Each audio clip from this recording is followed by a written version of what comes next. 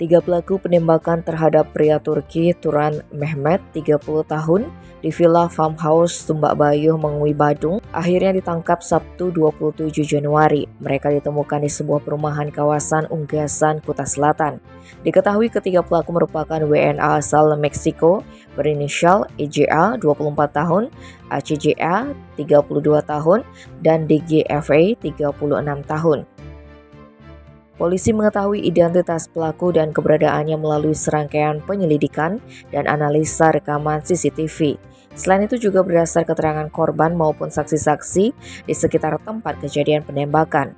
Berdasarkan data yang diperoleh, aparat dengan senjata lengkap lantas melakukan penggerebekan ketika ketiga pelaku saat sedang terlelap di salah satu perumahan, sehingga tiga WNA tersebut tidak bisa melakukan perlawanan. Selain meringkus para pelaku, polisi juga mengamankan berbagai barang bukti berupa helm, sepatu, sandal jepit, pakaian, sarung tangan, handphone, paspor pelaku hingga uang tunai sebesar 10 juta rupiah. Belum diketahui pasti apa motif ketiga WNA tersebut melakukan penembakan.